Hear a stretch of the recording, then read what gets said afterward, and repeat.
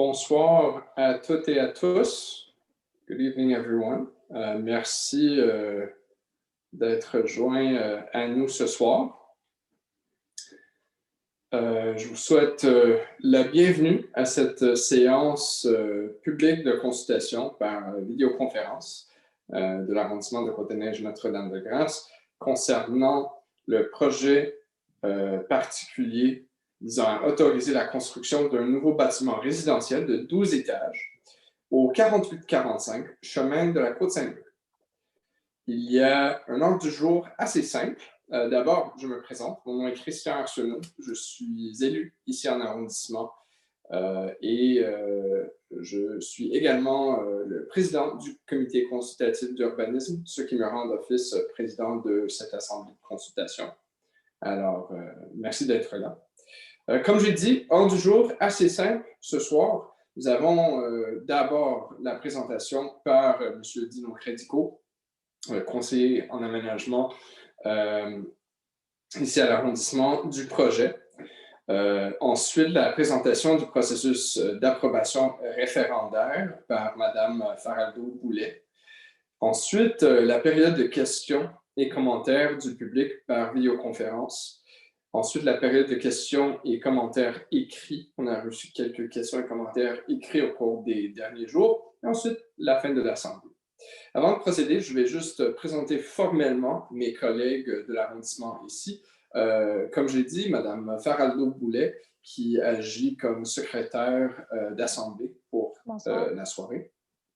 Ensuite, M. Credico, porteur de dossier et qui présentera le dossier ce soir.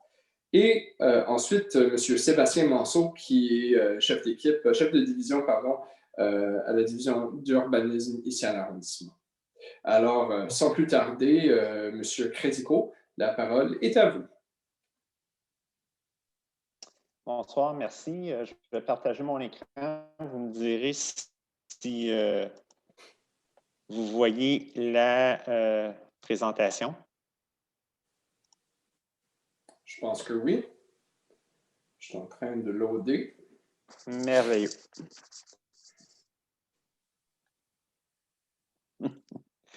Donc, comme expliqué, le projet ce soir, c'est pour voir la procédure, un projet particulier qui a été adopté en première lecture le 7 décembre arrondissement. C'est pour autoriser la construction d'un bâtiment de 12 étages au 48, 45, 48, 47 chemin de la Côte-Saint-Luc.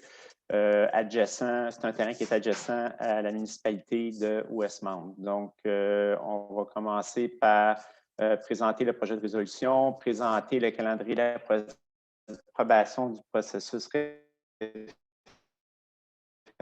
référendaire et par la suite, il y aura la période de procédure de projet particulier. Qu'est-ce que c'est? Un projet particulier, ça vient mettre en place le cadre réglementaire qui va gérer ou qui va autoriser, dans notre cas ici, la construction du bâtiment de 12 étages. Pourquoi qu'on fait ça? C'est parce que le projet qui est déposé ne répond pas ou ne rencontre pas toutes les dispositions réglementaires du règlement d'urbanisme. Donc, à partir de ce moment-là, on vient faire un projet particulier, le cadre réglementaire, comme je l'expliquais. Par contre, le projet comme tel respecte les objectifs du plan d'urbanisme, notamment au niveau de la hauteur. Si le projet particulier est adopté par le conseil d'arrondissement, par la suite, le requérant ou le promoteur devrait déposer une demande de permis. Le particulier est également au règlement d'urbanisme qui s'applique pour cette propriété-là. Et à l'intérieur du projet particulier, on a ce qu'on appelle un PIA, une révision architecturale, donc les plans, l'architecture du bâtiment et son aménagement paysager vont être soumis une nouvelle fois au CCU. À ce moment-là, ça va être plus regardé au niveau microscopique, si vous voulez, pour voir l'architecture du bâtiment comme tel et son intégration. Désolé Dino, excusez-moi. Et une fois que les documents du CCU au niveau de la révision architecturale, désolé Dino, on vous entend tellement mal. D'arrondissement qui est en bout. Oui. Je ne vous entends pas. Est-ce que vous m'entendez mieux, là? La connexion est très mauvaise. Oui. Peut-être essayer avec ta caméra fermée. On peut essayer ça. Si ça ne fonctionne pas mieux, on verra. OK. Désolé tout le monde, là. C'est les aléas des présentations virtuelles. Vraiment désolé. Est-ce que vous m'entendez mieux maintenant? Pour le moment, oui. Fermer ta caméra, Dino? Oui, je l'ai fermé la caméra. C'est encore allumé. Attends un petit peu, je vais regarder, là.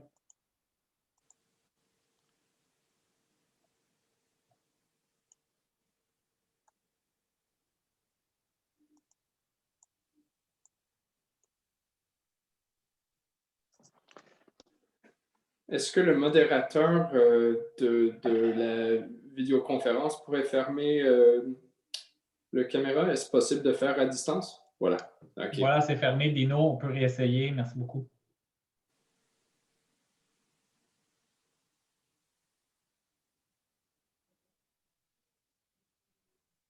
OK. Oh. Est-ce que vous m'entendez? Oui, on verra comment ça se passe. Est-ce que vous m'entendez? Allô? Oui. Est-ce qu'il y a quelqu'un qui m'entend? Non? Dino, essaie de continuer, s'il te plaît. OK. Est-ce que vous m'entendez?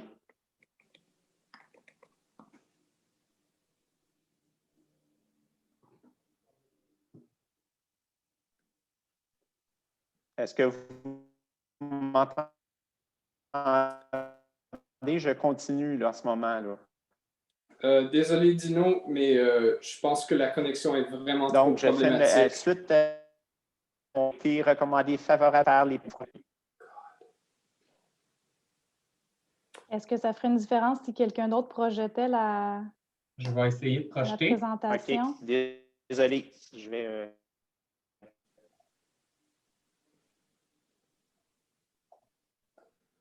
Désolé à ceux et celles qui se joignent à nous ce soir.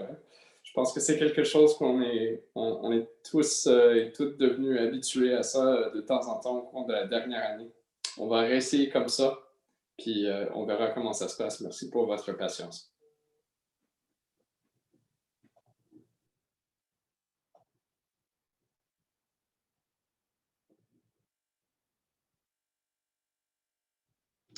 Donc,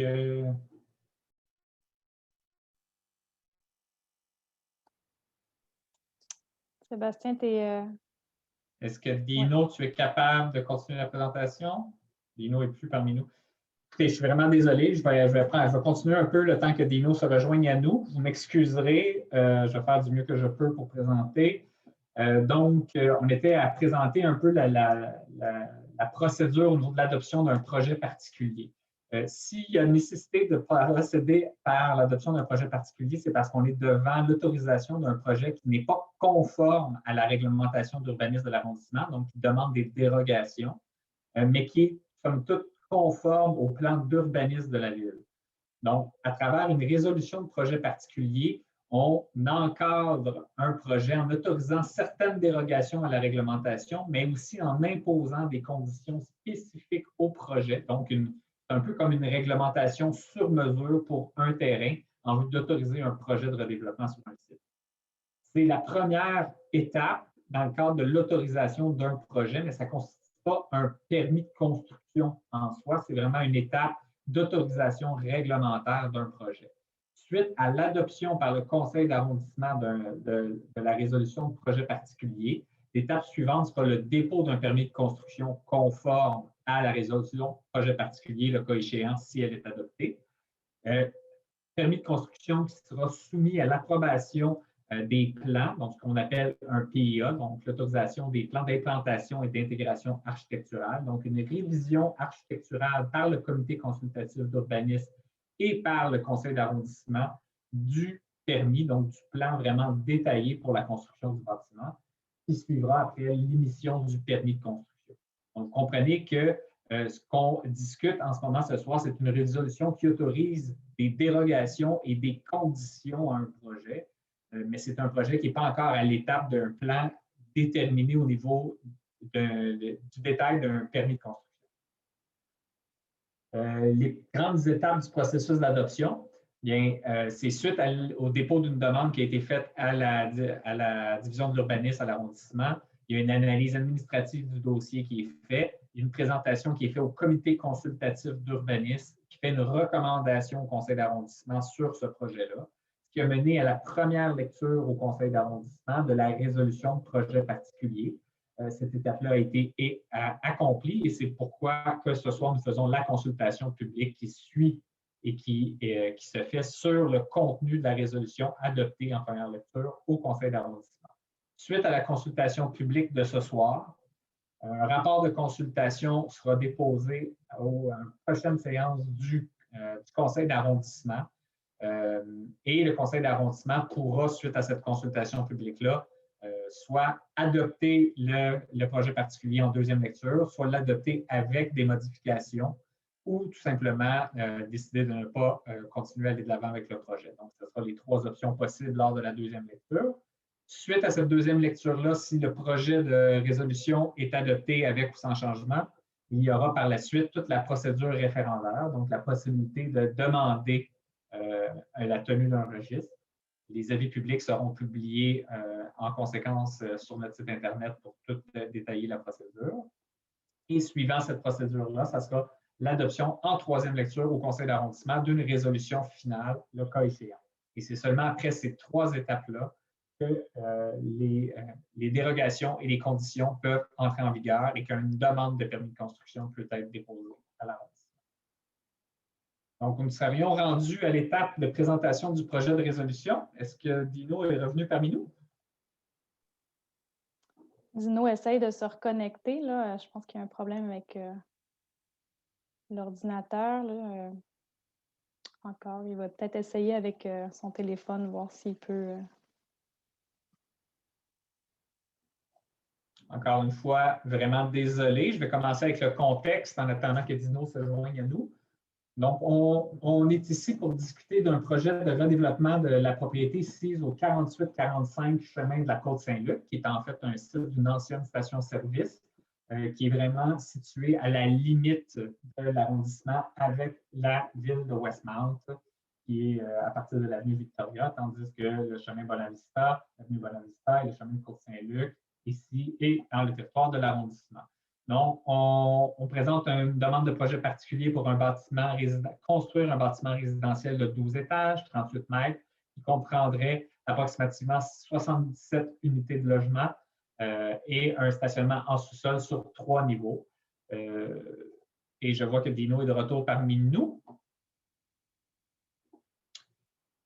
Donc, on voit ici une image du terrain qui est visé dans son milieu d'insertion avec la limite de propriété avec la ville de Westmount et les immeubles qui sont directement adjacents. Donc, de l'autre côté du chemin de la Côte-Saint-Luc, on voit les bâtiments de 12 étages, 13 étages, 11 étages, 10 étages, tandis que sur Bonavista, le bâtiment directement adjacent est de 5 étages et l'autre bâtiment de l'autre côté de Bonavista est de 6 étages, tandis que l'autre bâtiment du même côté de rue est de 9 étages.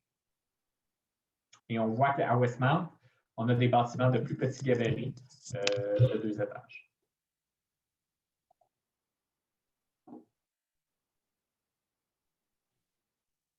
On a ici l'historique du cheminement du projet.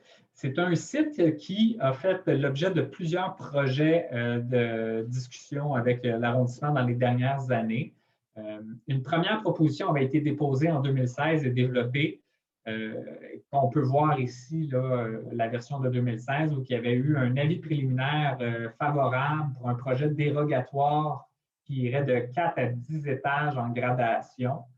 Par contre, ce projet-là ne s'est jamais concrétisé à une demande de projet particulier.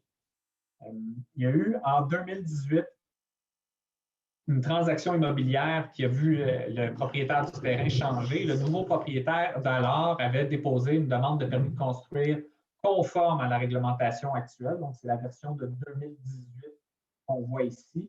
Il y avait eu une autorisation en 2019 du conseil d'arrondissement pour une dérogation mineure visant l'alignement de la propriété, car le terrain est un peu en angle de forme triangulaire. Donc, cette disposition-là particulière du terrain avait nécessité l'adoption d'une dérogation mineure pour l'alignement de construction. Mais pour le reste, ce projet-là de 2018 était conforme à la réglementation. Suite à ce projet de 2018-2019, il y a un permis de construction qui a été délivré, mais le projet n'a jamais été de l'avant. Il y a eu encore là une nouvelle transaction immobilière et un nouveau propriétaire a développé un nouveau projet. C'est celui qu'on discute ce soir. Donc, en 2020, il a obtenu un avis préliminaire pour une nouvelle version d'un bâtiment de 12 étages sur le site et c'est le projet qu'on vous présente ce soir. Est-ce que Dino... Je suis revenu, là, sauf que je ne mettrai pas ma caméra, je suis avec le téléphone. Excellent, je te laisse continuer, Dino. Oui, là, je suis tout le monde. Désolé également. Est-ce que tu as présenté cette diapositive-là? Dans le fond, la diapositive à l'écran, ça démontre le certificat de localisation du terrain actuellement sans, évidemment, bâtiment et l'implantation de la proposition d'un bâtiment de 12 étages, architecture en gradin pour réduire les effets d'ombrage ou d'ensoleillement sur les propriétés voisines. Oui. Donc, ici, on voit un petit peu l'aménagement du stationnement. C'est un stationnement intérieur sur 2 sous-sols. Compte tenu de la superficie habitable qu'il va y avoir dans ce bâtiment-là, qui est estimé approximativement 9 265 mètres carrés. Selon les nouvelles dispositions de notre règlement qui va rentrer en vigueur sous peu, on doit diviser ce nombre par 150 mètres carrés. C'est les nouvelles dispositions de notre règlement qui dit que lorsqu'on est dans un secteur de transport structurant où il va y avoir du REM, métro, autobus, à ce moment-là, on réduit le nombre d'unités de stationnement. Donc, on réduit par 150 mètres carrés. On divise la superficie habitable par 150 mètres carrés. Donc, on donne un maximum de 62 unités de stationnement. Juste pour préciser, ce nombre d'unités-là, c'est approximatif. C'est sûr que ça va en fonction de la superficie habitable que le requérant va construire réellement. Ce 62 unités de stationnement, c'est évidemment approximatif. Il y aura également 77 unités de stationnement. Présentement, les unités de stationnement sont réparties sur les 2 étages de stationnement souterrain. On va travailler avec le requérant pour les inclure à un seul endroit, un unique endroit où ce soit facilement accessible pour les résidents pour que ce soit plus encourager l'utilisation du vélo. On peut oui, merci. Ici, on voit l'entrée au stationnement intérieur, donc la rampe d'accès. La rampe d'accès est située approximativement à 30 mètres de l'intersection Bonavista. Donc, à partir de ce moment-là, c'est ça. Au niveau du rez-de-chaussée, on va avoir certains logements au rez-de-chaussée et certaines salles communes du côté ouest du bâtiment. On peut changer de diapositive. Donc, comme je l'expliquais précédemment, on voit la structure du bâtiment ou l'élévation, pas l'élévation, mais c'est une vue de plan. Donc, à ce moment-là, on voit que le bâtiment, à partir du 6e étage, s'en va en gradin ou en escalier. Encore une fois, c'est pour réduire son empreinte et ses impacts au niveau de l'ensoleillement sur les propriétés voisines. Ici, on a une coupe du bâtiment qui démontre effectivement la volumétrie, si vous voulez, ou la structure du bâtiment. Donc, on voit très bien que les 5 premiers étages sont de pleine expansion. Puis par la suite, à partir du 6e étage, on réduit la superficie de chacun des étages. Et du côté ouest, du côté de Bonavista, on voit qu'il y a une certaine partie du bâtiment au niveau du sol, du rez-de-chaussée, qui est en porte-à-faux. À cet endroit-là, on veut le requérant désire réaliser des aménagements pour justement que ce soit quelque chose qui est agréable, que ce soit des espaces de détente où on peut séjourner, une espèce de petit parc qui serait possiblement accessible pas seulement aux citoyens, mais pas seulement aux résidents du bâtiment, mais également aux citoyens du secteur. Mais ça, c'est en discussion avec le promoteur. C'est une avenue qu'on cherche à aller regarder et à mettre en place. Donc, ça, c'est une autre coupe à partir de vue vers l'est. Donc, on est situé à l'ouest, à l'intersection de Bonavista. Donc, on voit que ça fait c'est la partie plus étroite du bâtiment qui s'en va qui s'élargit vers l'arrière, vers Westmount ou l'avenue Victoria. Donc, au niveau de son intégration dans le secteur, comme on peut voir, on voit différentes perspectives de différents points de vue. Donc, on voit que le bâtiment, dépendamment d'où on se situe, va être très peu visible. C'est sûr que quand on est près de Bonavista, effectivement, le bâtiment, on va le voir. On voit son intégration au niveau des bâtiments voisins. Plus qu'on s'éloigne, plus on s'en va vers Décarie. Donc, si on regarde de la photo à l'extrême gauche, en haut à l'extrême gauche, on voit que le bâtiment, quand même, il est visible, mais pas tant que ça. Et si on arrive en bas à droite, à gauche de l'écran, on est sur Victoria, plus au sud, où ce qu'on voit la flèche rouge, le bâtiment serait situé à cet endroit-là, il serait à peu près pas visible. Et sur Victoria, sauf directement derrière le bâtiment, 690, 692, compte tenu de la végétation et d'autres végétations qui vont y avoir lieu, le bâtiment va être visible, mais il va être très peu visible. Il va être dissimulé par la végétation qui va être là, mais il faut prendre en considération qu'il va être partiellement visible quand même, là. Cette image-là est un petit peu, ne compte pas toute la vérité, là, mais le bâtiment il va être quand même légèrement visible à cet endroit-là. Donc, si on regarde, encore une fois, c'est d'autres perspectives. Si on regarde les bâtiments, quand on est directement, ça, c'est la situation actuelle. Exactement, le bâtiment est à cet endroit-là ou le terrain est à cet endroit-là. Donc, le bâtiment va s'intégrer là. Ces deux bâtiments-là sont sur Victoria, sont dans Westmount. Et l'autre, c'est à partir de Décarie, on voit où ce que sera installé, où sera implanté le bâtiment. Donc, si on regarde les différentes perspectives au niveau de son intégration, on voit le bâtiment qui va rechercher les hauteurs qui sont déjà introduites par les bâtiments existants au bord de la rue, dont les hauteurs varient de mémoire de 10 à 13 étages. Effectivement, donc à partir de ce moment-là, comme le plan d'urbanisme permet de se rendre à 12 étages, c'est une intégration qui se fait, somme toute, quand même relativement bien. Et si on regarde le plan paysager, bon, ça, c'est sûr que c'est encore un travail en évolution. Par contre, je vous dirais le point positif de cet élément-là, oui, effectivement, on va le chercher un couvert végétal, mais en plus, on prévoit la plantation de 12 arbres au périmètre du terrain. Et également, comme j'expliquais, si on le voit à l'est, près de l'extrémité de Bonavista, on voit un petit peu l'idée d'avoir une espèce d'espace végétal ou un parc qui pourrait possiblement être partagé avec les citoyens du secteur. Donc, au niveau de l'étude d'ensoleillement, les éléments qu'on devait prendre en considération, oui, effectivement, il faut s'assurer que le bâtiment ne cause pas d'impact au niveau de l'ensoleillement ou des ombrages causés par le bâtiment sur les propriétés voisines, particulièrement sur la conciergerie sur Bonavista. Mais notre règlement d'urbanisme fait également mention qu'on doit prendre en considération ce qui se passe à Westmount. Donc, à partir de ce moment-là, il y a des dispositions particulières qu'on doit prendre en considération.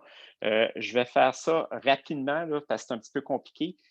Par contre, le bâtiment de 12 étages, ce que notre règlement dit, c'est que le bâtiment de 12 étages ne doit pas faire ou créer plus d'ombrage que si on implantait un bâtiment qui aurait une hauteur de 18,28 mètres sur les propriétés à Westmount. Grosso modo, là, je vous ai résumé ça assez vite parce que c'est un petit peu compliqué à lire, là, tout ça. Mais l'ombrage qui va être causé par le bâtiment, c'est ce qu'il faut analyser en principal, c'est qu'il ne cause pas plus d'ombrage sur les bâtiments à Westmount. Donc, si on regarde l'étude d'ensoleillement comme telle, donc ici, on voit les différents on voit en haut de l'écran en jaune, c'est un bâtiment d'à peu près ça, 60 pieds, 18,28 mètres, qui représente approximativement un bâtiment de 5 étages. Donc, on voit les ombres causées aux différentes heures de la journée. Donc, ce bâtiment-là, principalement, l'ombre se propage principalement sur sa propriété et sur le domaine public. Si on regarde juste en bas, en vert, c'est notre bâtiment de 12 étages qui a été modulé pour réduire, comme j'explique, les ombres sur les bâtiments à Westmount. Donc, comme on peut voir, le bâtiment de 12 étages, principalement, son ombre se projette sur le domaine public et en partie de milieu de journée, ça se limite pas mal à sa propriété. Au solstice d'hiver, c'est un petit peu le même impact qu'un bâtiment de 5 étages compte tenu de sa, comme je disais, sa modulation. Ce qu'il faut prendre en considération, encore une fois, c'est l'impact qu'il va y avoir sur les maisons de Westmount. Mais quand on regarde le bâtiment de 5 étages versus le bâtiment de 12 étages sur la conciergerie, les deux bâtiments causent de l'ombre. La seule différence. La différence, c'est que le bâtiment de 12 étages va causer plus d'ombre, mais cette ombre-là va se poursuivre sur la toiture de la conciergerie de 5 étages sur Bonavista. Donc, le seul élément où c'était problématique, c'est l'encadrant en rouge qui est l'ombre causée sur les propriétés à Westmount. C'est ça qu'on devait analyser. Donc, dans l'encadrant en rouge, on voit qu'il y a de l'ombre effectivement qui est causée sur les bâtiments à Westmount. Si on voit à la prochaine diapositive, on va avoir une meilleure idée de ce qui se passe. Donc, comme j'expliquais, principalement, ce qu'il faut faire, c'est que quand on regarde tout ce qui est, si on regarde sur la photo de gauche, le dessin de gauche, on voit qu'il y a de l'ombre qui se fait. Là, cette photo-là ou ce dessin-là est un petit peu trompeur. L'ombre se poursuit sur le bâtiment également, le 690, exactement celui-là, le 690 Victoria. Par contre, si on regarde sur l'image à droite, on voit tout le cercle, effectivement, tout cet élément-là. C'est là, on voit que l'ombre se propage.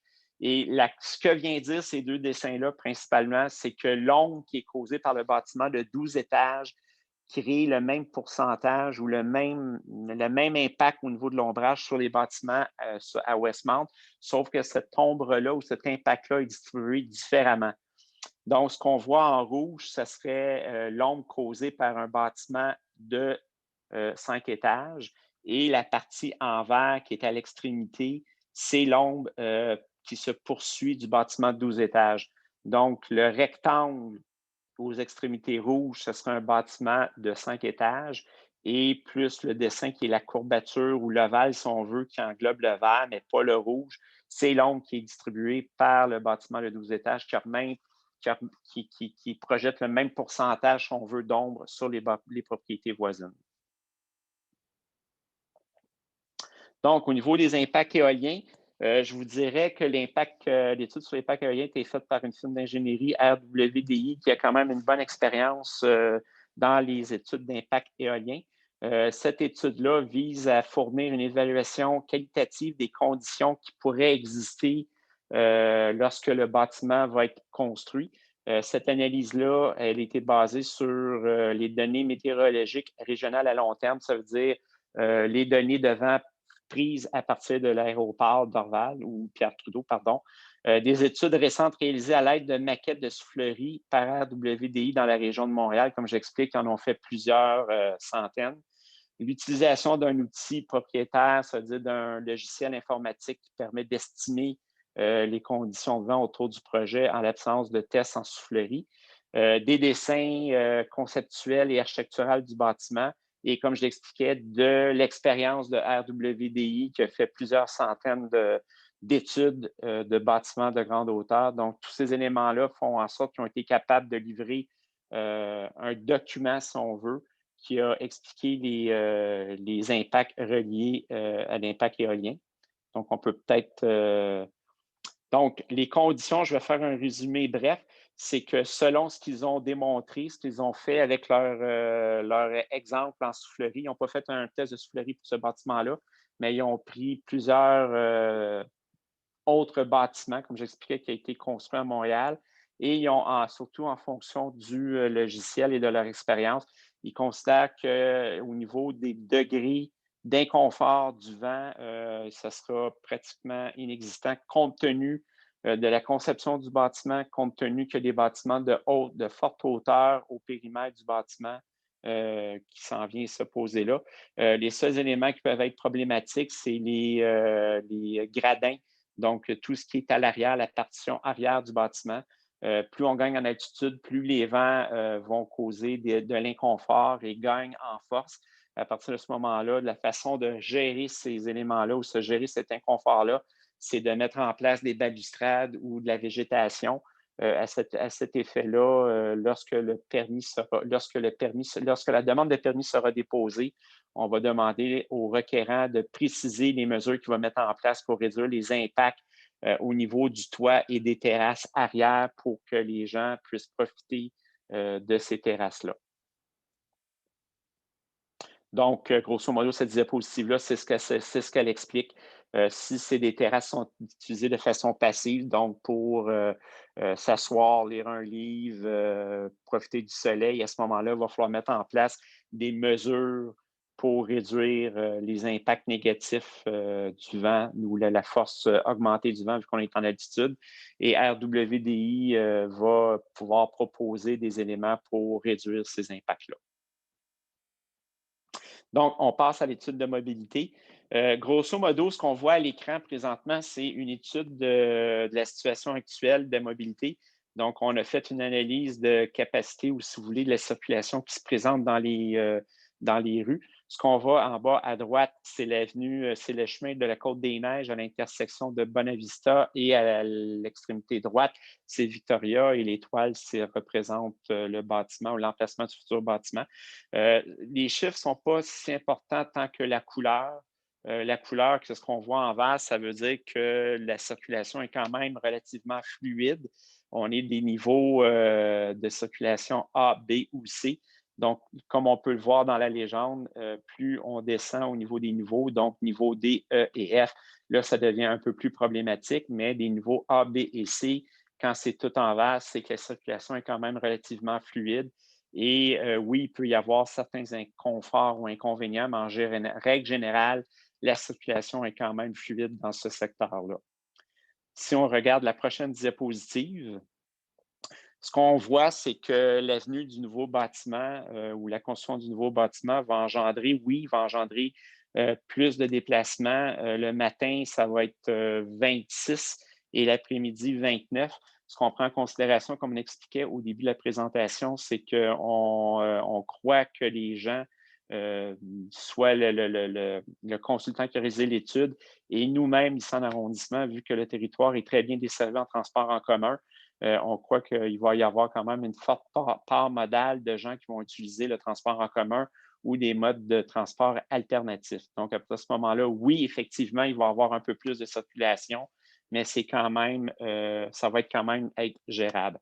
Donc, si on regarde la prochaine diapositive qui démontre la situation anticipée, donc, encore une fois, ce qu'on voit, c'est relativement tout vert, à part pour,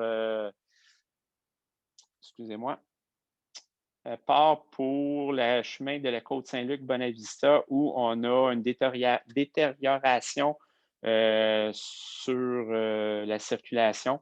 Sur le virage à gauche, à la sortie de Bonavista, on passe de C à D et aussi une détérioration tout droit. Ça veut dire quand on s'en va en ligne droite à l'approche de l'intersection Côte-Saint-Luc et Victoria, on passe de B à C.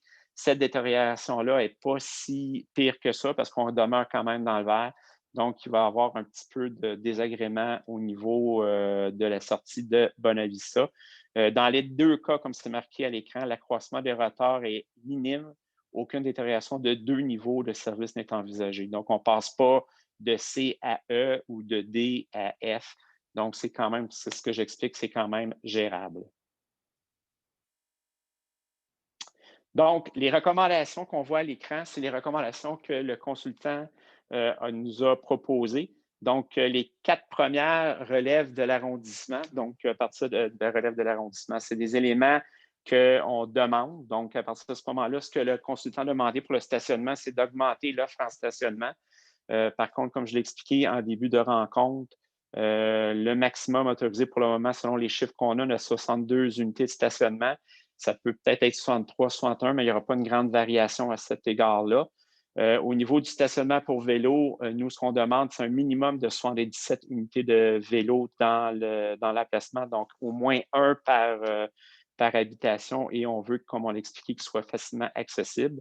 Localisation de l'accès du stationnement à son endroit actuellement, c'est ce que propose le consultant. Donc, à partir de cette étude-là, et on a fait des vérifications avec notre service des études techniques, ainsi que le service, la direction de la mobilité de la Ville de Montréal. et considère, vous allez voir sur les deux prochaines, la deuxième diapositive, que l'emplacement de l'entrée n'est pas problématique pour ce bâtiment-là. Et bon, l'aménagement paysager, bien, effectivement, c'est de vérifier l'aménagement paysager proposé pour ne pas causer d'angle mort ou de triangle de visibilité. Donc, à partir de ce moment-là, juste de s'assurer que l'aménagement paysager va être bien encadré. La ligne d'arrêt à l'approche de l'intersection de Côte-Saint-Luc, à ce moment-là, il y a considérer la relocalisation de la ligne d'arrêt à quelques mètres seulement de la traverse piétonne du côté ouest de l'intersection Côte-Saint-Luc et Bonavista. Afin d'améliorer le confort et la sécurité des usagers vulnérables, les autorités municipales pourraient considérer l'implantation d'un sens unique en direction ouest dans le débarcadère que l'on retrouve en face de l'avenue Bonavista du côté sud du chemin de la Côte-Saint-Luc. Ça, cet élément-là et les panneaux de virage également, comme j'expliquais, notre service des études techniques a regardé ça. Je ne dis pas que ça va être exactement ces actions-là qui vont être prises, mais il y a des actions qui vont être prises pour effectivement améliorer et assurer la sécurité des piétons. On peut, oui. Puis, règlement de stationnement, c'est maintenir l'arrêt interdit en tout temps que l'on retrouve présentement devant le chemin de la Côte-Saint-Luc. Et la programmation des feux, effectivement, on va venir modifier la programmation des feux. Présentement, je crois qu'elle est de 2 secondes. On va l'augmenter. Ce que le consultant propose, c'est d'augmenter de 2 secondes la durée de la main clignotante. Elle va probablement être augmentée à 3 secondes. Donc, comme je l'explique, les recommandations ont tous été jugées conformes, si vous voulez. Puis, notre service des études techniques et nous également, on va travailler avec le requérant pour s'assurer de mettre en place les recommandations proposées par le consultant. Donc, les prochaines diapositives, c'est pour montrer les perspectives. Juste prendre en considération que c'est un rendu architectural, c'est des dessins. Je vous dirais que le bâtiment va ressembler beaucoup à ça, mais c'est peut-être pas dans son fini exact comme s'il est là. Comme je l'ai expliqué, le projet, lorsqu'il va être déposé pour la demande de permis, sera soumis au comité consultatif d'urbanisme qui va l'étudier en fonction des critères qui sont prévus dans le PPC-MOI, dans le projet particulier. Donc, ici, on a une vue, c'est ça, ici, on a une vue à angle à partir de Bonavista vers le nord-est, si on veut. Donc, on voit le dégagé en porte-à-faux au niveau du sol où on veut aménager un espace, une espèce de petit parc, un espace aménagé au bénéfice des résidents et possiblement des citoyens. Ici, on voit plus une vue de soir, encore une fois avec le porte-à-faux en bas à gauche. Et les matériaux, comme je vous dis, c'est juste pour donner une première idée ou une première impression. Je ne dis pas que ça va rester comme ça. On va travailler avec le promoteur pour trouver quelque chose qui va s'intégrer aux éléments. Donc, les principales modifications, ou si vous voulez, les principales dérogations demandées, c'est au niveau de l'usage. 77 logements, c'est déjà autorisé. La hauteur, 42 mètres, ça, c'est un élément qu'il va falloir que je valide. On avait 37,38 mètres. Ça se peut que ça soit modifié à 37,38 mètres ou disons 38,39 mètres. Les étages, bon, comme j'expliquais, le plan d'urbanisme permet 3 à 12 étages. Le zonage actuel permet de 3 à 5 étages. Donc, en permettant un 12 étages, on vient rencontrer les objectifs du plan d'urbanisme. Ou ce que le plan d'urbanisme permet, entre autres, de faire 12 étages, c'est tout un secteur qu'on permet 12 étages. La densité au plan d'urbanisme moyenne au zonage actuel, c'est de 4,5. Et ce qui est demandé par le requérant est de 5,5. Donc, ce serait un autre élément auquel on viendrait déroger. Et au niveau du stationnement, bien, comme le requérant demandait d'avoir 1 ou 2 unités à l'extérieur, et nous, ce qu'on a demandé, c'est que toutes les unités de stationnement soient réalisées à l'intérieur. Donc, ça fait le tour. Je crois que maintenant, Mme Faraldo va faire la présentation du calendrier d'approbation et processus référendaire.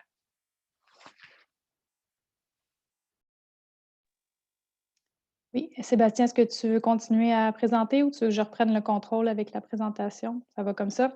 Donc, je vais vous présenter le processus d'approbation référendaire, en fait, qui est le processus par lequel les citoyens résidents de la zone visée et des zones contiguës peuvent s'opposer à des dispositions du projet particulier.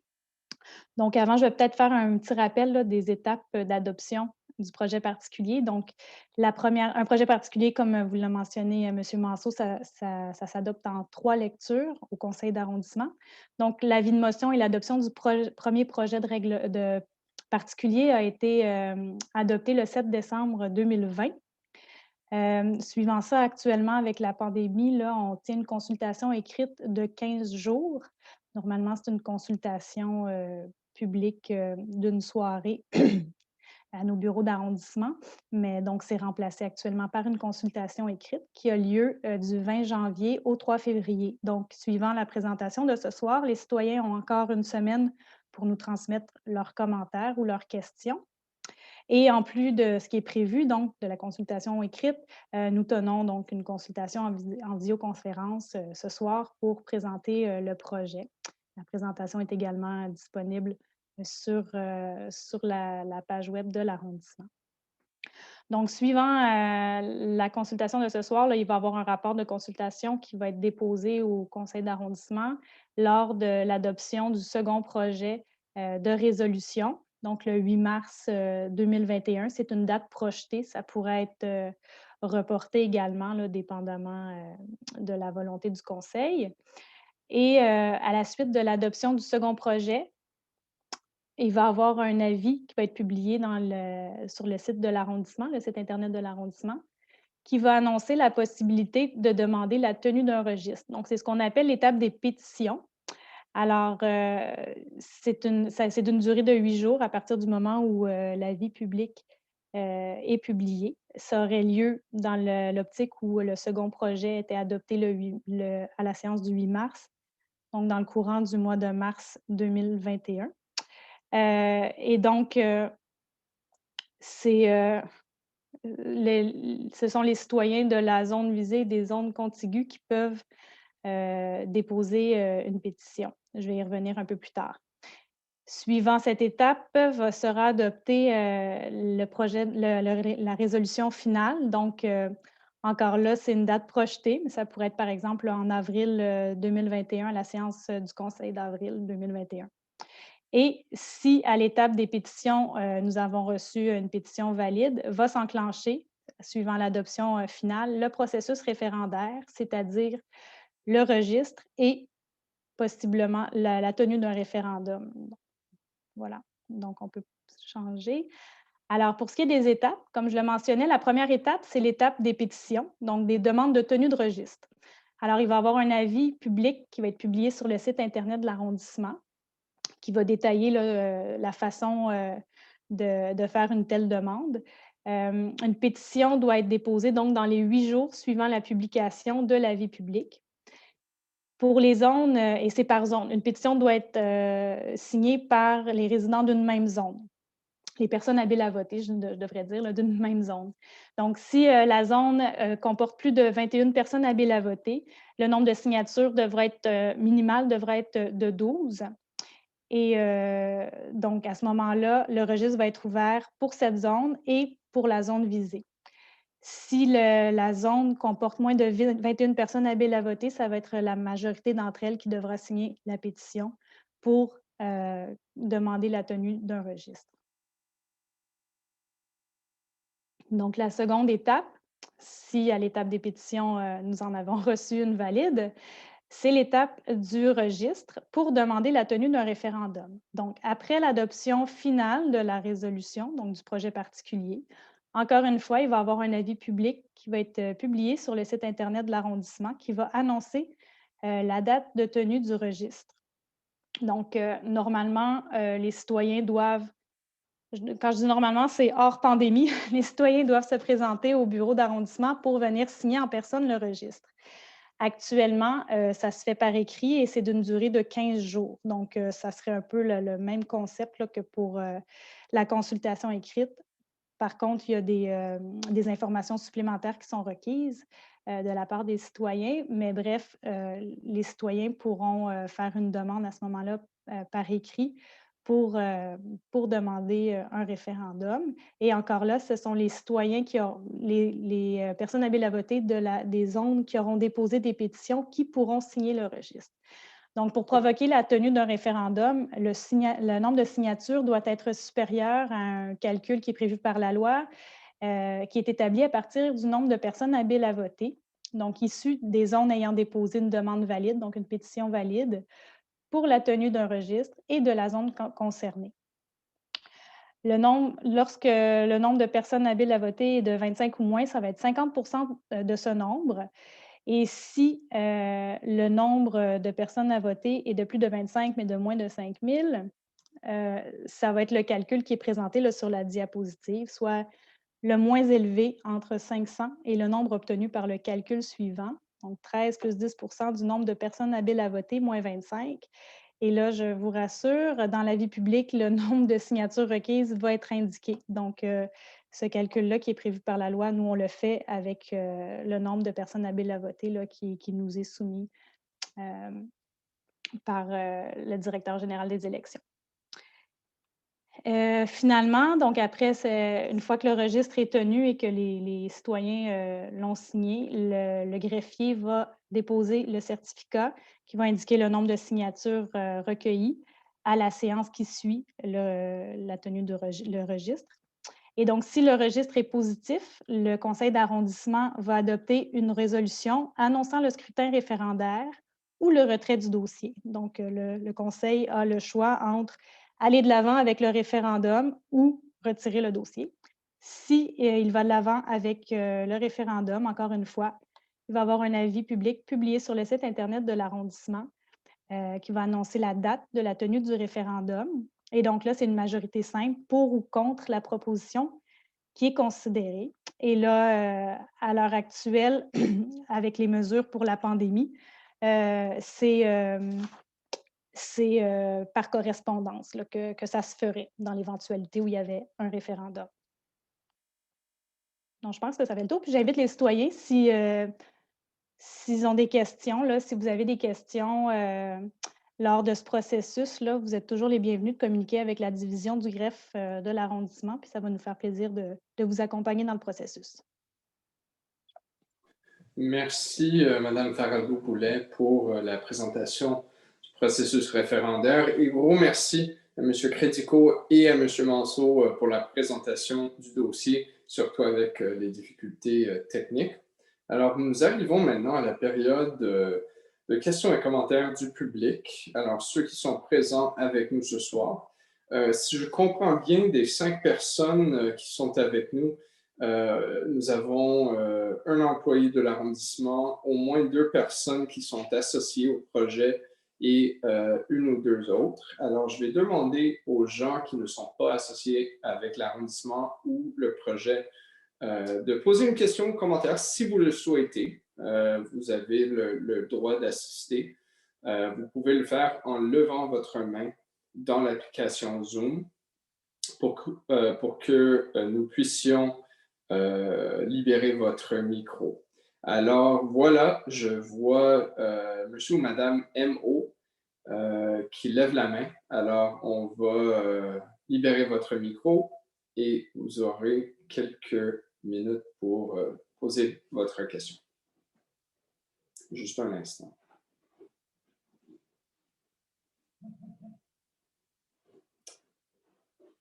Je vois le micro, il est toujours bloqué.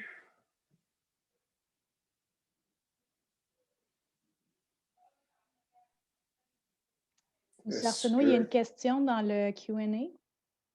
Oui, entre-temps, la question c'est qui est le promoteur? On va répondre. Oui, c'est le groupe Vertera, M. Darren Reed, qui est dans l'assistance ce soir d'ailleurs. Oui, et bonsoir à M. Reed. Merci d'être là parmi nous. Alors, voilà. me semble qu'il y a peut-être des défis de connexion pour monsieur ou madame avec le micro, alors on choisit d'aller dans le clavardage pour le Q&A. Alors, s'il n'y a pas d'autres questions ou commentaires du public là-dessus, on va procéder aux questions et commentaires écrits. Je pense qu'on a inclus ça dans la présentation, n'est-ce pas? Tout à fait. Donc, nous avons reçu 6 interventions citoyennes. Donc, la première concerne le nombre de stationnements. Alors, le nombre de stationnements internes est insuffisant pour le nombre de locataires qu'il y aura dans ce projet. Déjà maintenant, les locataires des bâtisses qui se trouvent à proximité ne trouvent pas de place pour se stationner sur la rue. Qu'est-ce qu'il va se passer quand on augmentera les voitures du voisinage? Même si la nouvelle bâtisse aura 65 unités de stationnement interne et aucune externe, une grande partie des locataires se trouvera à chercher une place sur la rue. Cela va être encore plus difficile pour les locataires du voisinage. Donc, c'est une intervention qu'on a reçue via le formulaire en ligne et je sais que M. Crédico a répondu à la citoyenne par courriel. Je ne sais pas, M. Crédico, est-ce que vous voulez… Oui, je peux répéter un petit peu ce que j'avais écrit. Oui, effectivement.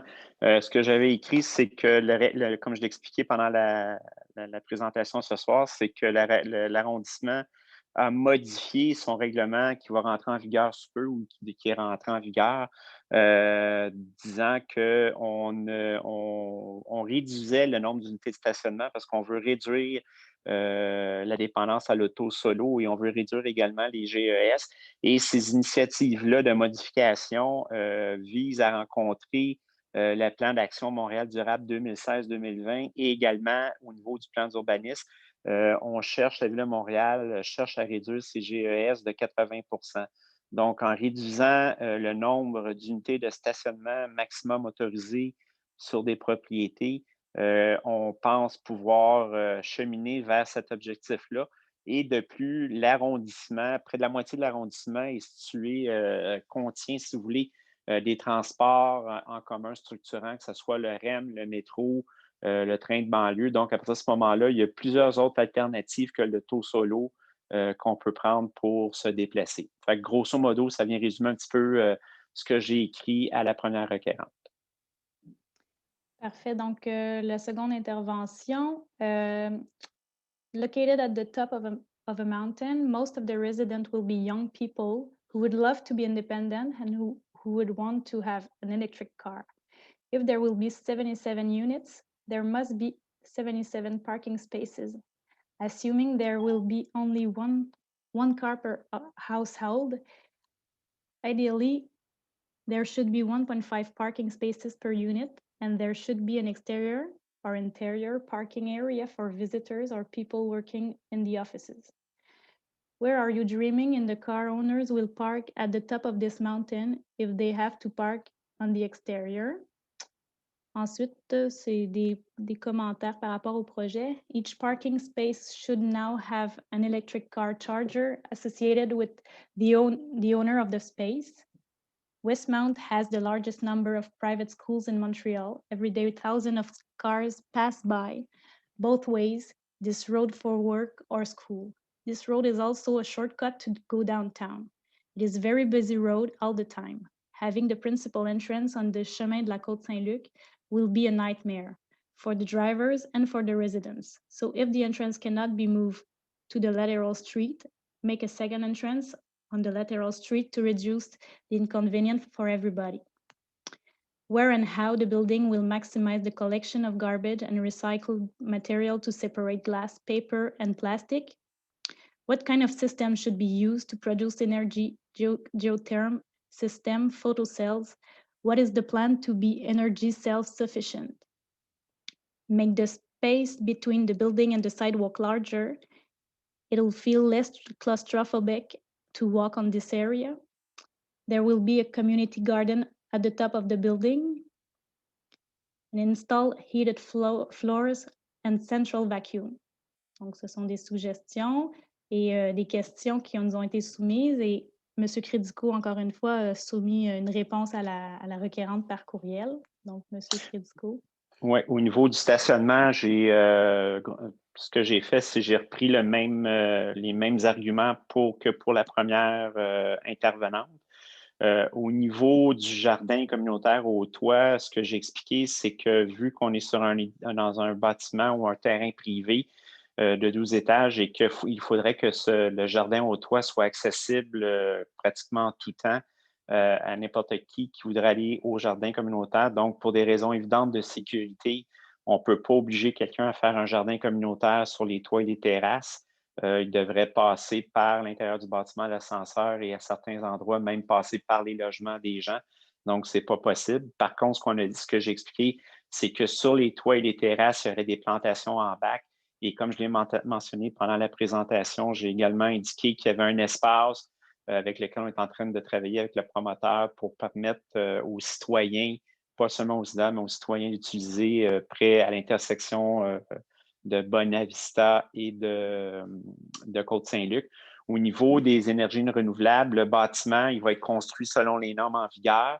Présentement, l'arrondissement n'a pas, comment je pourrais dire, ne peut pas forcer actuellement, on n'a pas les normes pour forcer, surtout la géothermie qui est quand même assez dispendieux, qui demande quand même des travaux d'ingénierie assez importants. Fait que pour le moment, on n'est pas rendu là. Ça ne veut pas dire que ce n'est pas quelque chose qu'on regarde. Et c'est la même chose au niveau des cellules photovoltaïques. On n'a pas encore une réglementation adéquate pour mettre ces éléments-là en place. Pour les ordures ménagères, effectivement, le promoteur va devoir nous fournir un plan de gestion des matières résiduelles. Donc, qu'est-ce que j'entends par matières résiduelles? C'est-à-dire le recyclage, les ordures et le compost. Il va devoir nous démontrer comment les gens vont pouvoir se départir de ces éléments-là. Est-ce qu'il va y avoir une chute à déchets? Est-ce qu'il va y avoir une chambre réfrigérée? Comment on va disposer de ces éléments-là? Comment la compagnie, quel type de camion la compagnie va prendre, à quelle fréquence ils vont venir chercher ces matières-là. Donc, c'est tout un plan que le promoteur devra déposer. Je crois que je ne me souviens pas, je n'ai pas accès à mes documents. Je crois que ça n'a pas été indiqué dans le projet particulier. Si ce n'est pas le cas, cet élément-là va être ajouté comme condition ou à l'intérieur du projet particulier où ce que le promoteur devra déposer un plan de gestion des matières résiduelles pour l'obtention de son permis. Puis là, je vais juste regarder s'il n'y a pas une question que j'ai manquée. Bon, je pense que ça fait le tour des questions. Les commentaires, ben, ça demande des commentaires. Et au niveau du stationnement, comme je l'ai expliqué, c'est les mêmes arguments que pour la première intervenante. Parfait. Donc, troisième intervention. Mr. Darren Reed of Vetera Developments informed me of his proposed 66 garage spaces for 66 condos in this new project. My concern is that the city might consider converting street parking on the surrounding streets, principally Avenue Bonavista and Chemin Bonavista, to permit parking. Permit parking would be extremely detrimental to me as many of my tenants, workers, staff, and myself park on the street as I have very few parking spaces, 16, in my apartment building of 51 units. I have no doubt that permits for such parking could be or would be gobbled up by the new condos owners. I can't only hope that no such plans are in the works. Current parking restrictions on the surrounding streets should be flexible enough to allow temporary parking to anyone and everyone without cutting off spaces to those who will need it the most. Donc, encore une fois, c'était sur le stationnement. Oui, ben c'est ça, j'ai pas, parce que c'est un commentaire, il n'y avait pas vraiment de question comme telle, mais par contre, c'est les mêmes arguments que précédemment. Parfait. La quatrième intervention. My name is Kelly Friedman and I live in Westmount on Sunnyside in the proximity of Montreal. However, I have family in Montreal on Côte-Saint-Luc Road, adjacent to Westmount. When we come to visit, it is already very difficult to find parking. The proposed construction at 4845 Côte-Saint-Luc does not appear to have adequate underground parking. Assuring that future residents have parking in the building, can the plans be redesigned to add more parking, indoor garage spaces? so that the pressure for parking can be reduced on Côte-Saint-Luc Road and Bonavista. Donc, encore une fois, c'était sur le stationnement. M. Crédico a fourni une réponse au requérant. Je ne sais pas si, Dino, tu as quelque chose à rajouter. Non, c'est les mêmes arguments. On veut réduire la dépendance à l'auto solo et réduire les gaz à émissions des GES de 80 pour répondre au plan d'action Montréal durable 2016-2020. Parfait. Donc, une cinquième intervention. Hello, my name is Elie Israel. As a commissioner of the English Montreal School Board, I represent Outremont, Snowden, Côte-des-Neiges, Town of Montreal, and Park Extension. One of our schools, Marymount Academy International, is located a few hundred meters away from the construction site on Côte-Saint-Luc Road.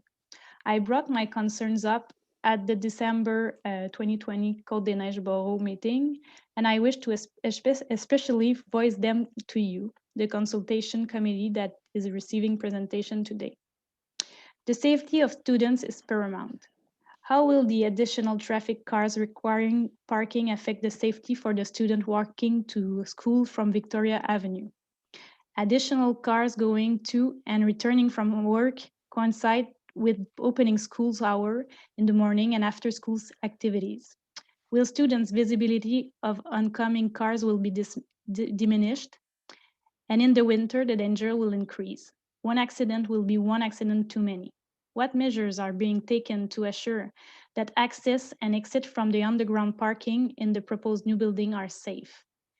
Would you kindly make public the result of traffic research that was done? I have concerns that a wind tunnel effect may be created. Would garbage swirls? Would cars slide?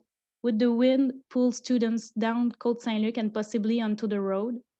On a rainy day, would umbrellas become parachutes and pull them uncontrollably down Côte-Saint-Luc Road?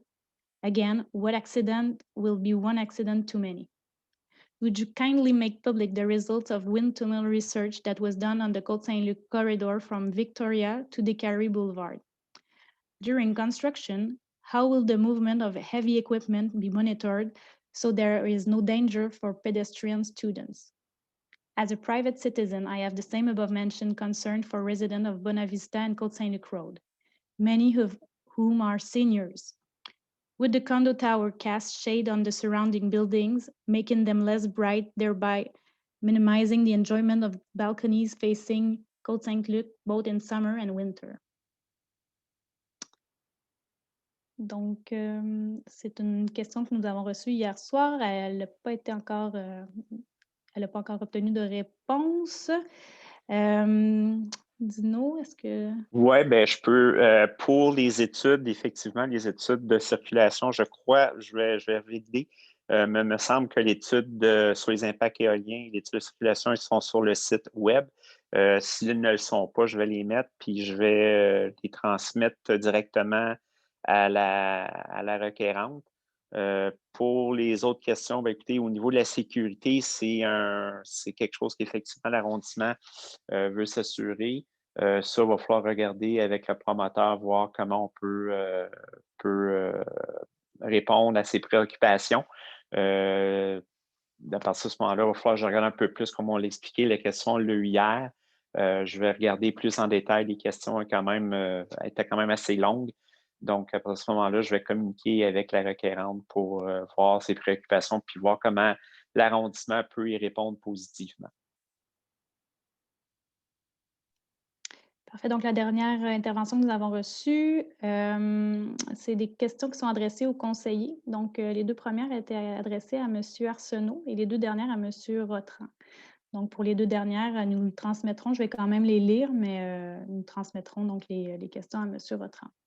La première question. You voted for this project at the December 7 Borough Council meeting. What do you like about it? Why do you support it? And how do you reconcile your vote in favor with the fact that there will be more cars, more traffic, more pollution, more noise, and reduced privacy for the area residents? Et la seconde question, Côte-Saint-Luc Road already has a relatively high volume of vehicular traffic. How will this project attract families to the neighborhood and the borough? Merci, Julie.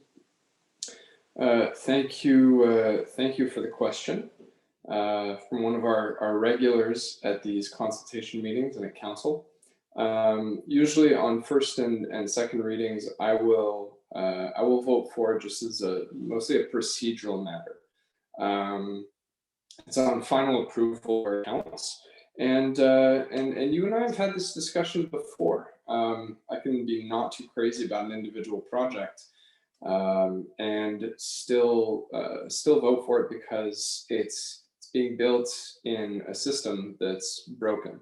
And when we need to build a 12 or 13-story building in order to make it profitable, that just goes to show that the system is broken. I do not think that we should be building buildings this tall in urban settings. We don't need them in urban settings. We can reach very healthy levels of density with buildings not even half this size. And yet we find ourselves in many situations, like in the Triangle, for example, where in order for projects to even get off the ground because of the economics of construction, we have no other choice but to approve. So it's a tough situation we're in. If I had it my way, I'd wave a magic wand and would completely transform the speculative real estate market, but unfortunately, that's a little bit above my pay grade. So in many cases, on a personal level, and I'm answering this more as the counselor and not as the chairman, admittedly, it's, I hold my nose and vote, to be perfectly frank. I don't like most of the projects that I see, but my understanding is that there are only certain ways that work, and the regulatory structure that we have in place, barring a complete revamp, we're stuck with this kind of project for the most part. So, without wanting to dive into all of the systemic reasons that I think lead to that and trap a lot of developers and builders, many of whom have perfectly decent intentions, in this kind of this challenge about what to build and how to actually make it both affordable and profitable.